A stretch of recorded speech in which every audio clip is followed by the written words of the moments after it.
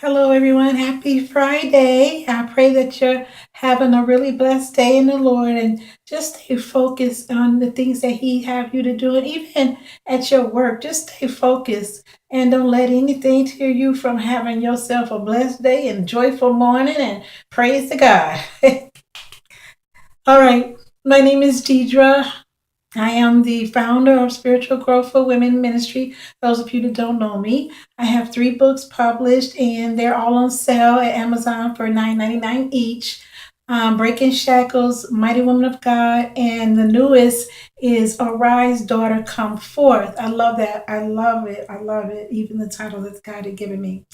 So the last time that you saw me, I was just in tears and crying and everything, and I'm like, what is going on? But I didn't want to stop the recording. I didn't want to stop the recording. It was just me and trying to figure out what was I crying about and why. And um and so what happened was I know why. Um, I did ask my Lord, what's going on? I went over this. They know me. God told me that I had to forgive myself. There's so many people that do believe that they have forgiven themselves or forgiven other people. And so God told me that I had to forgive myself in order for me to really move further in my life, in my ministry. And I had no idea that I had all of that just really built up inside of me. I had come a long way in the ministry and ministering to people even before I left Chicago and went to Vegas. It was once I it just it seemed like my life just went down, and it was not I wasn't in a good place, and I should have been. I let the society just draw me back into doing drugs and things like that when I went to Vegas. And so I did. Boy, I backslid. And I was telling people, I'm like, I backslid so much that you can think I was Michael Jackson doing the moonwalk. Yep, I backslid. But the joy in all of it was that God knew, and He still chose me. And so God knows your pain. God knows your sorrow. God knows your joy. God knows everything about you. And we forget that sometimes. And we think sometimes that it's all about us, and it's not.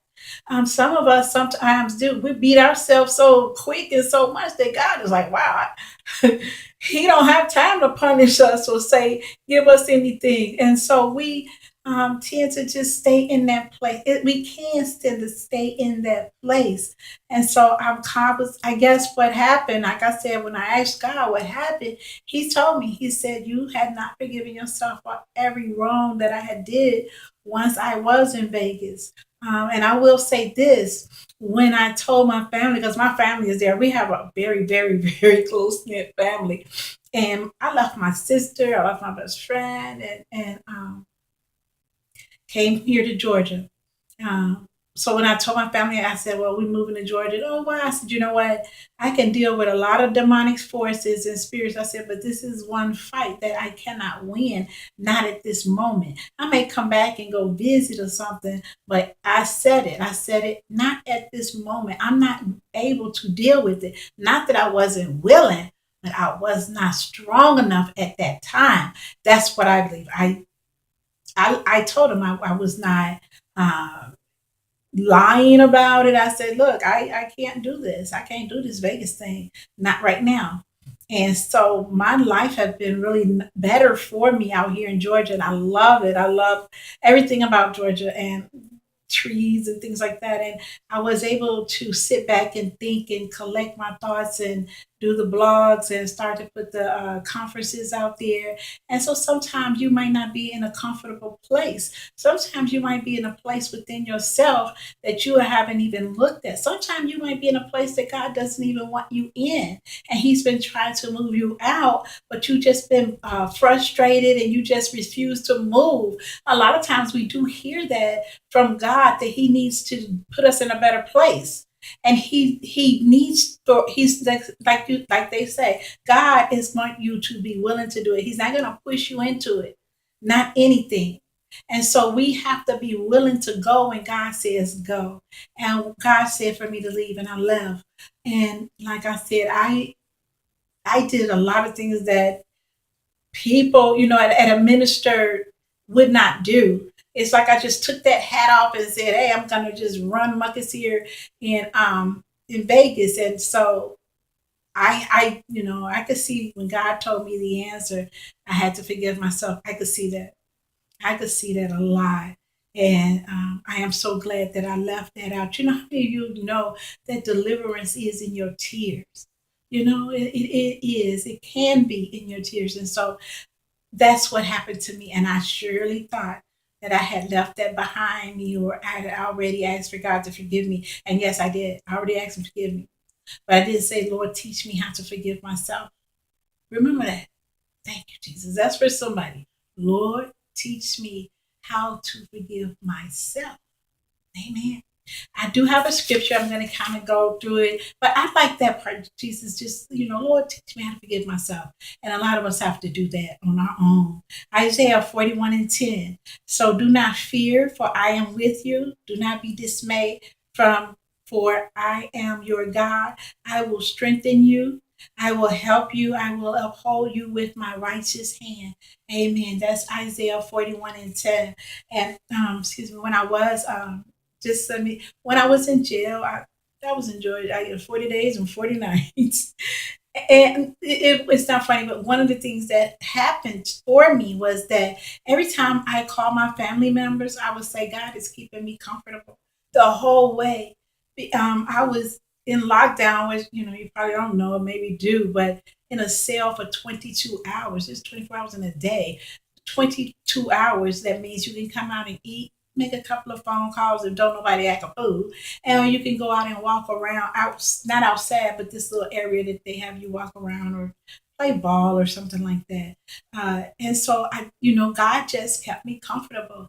And so he gave me this scripture today, fear not. And God kept me so comfortable. But we have to pay the price for the things that we do in life that don't align themselves with the power and the will of God in our lives. And so upon that, when we do those things, we have to when we do those things that are against the law, we just can't say, "Oh, you're on your own law. God ain't there. That's not the time yet. You will go to jail or whatever. You will reap what you sow," as they say. Or you have to you have to be accountable for what you do. So I was accountable for what I did, but I was comfortable. I had no problems with anybody. Um, Being and I moved to like three different facilities because I did something in three different counties, and they was all trying to get to me. I changed colors. I was blue, I was green, I was a jumpsuit. So they called me teacher, because I ministered to people. That was my thing. I meant that I was teacher. I didn't need or didn't want for anything. If I didn't have something, they will try to get it for me with their commissary. And with them, they would make my bed because and I never asked, but because they didn't have, maybe money or what they wanted to give to me. And that's what they did. That's what they did. Uh, you can get your hair done when people do. I asked how can and they did things for me because of God, not because of me, because the God that was in me, not because of me. I even had one of the ladies that I was ministering to in the group because we did it every day. After dinner, and she said, "I want to apologize," and I said, "Well, for what?" She said, "They were talking about you, and I just got in with them." I didn't know that.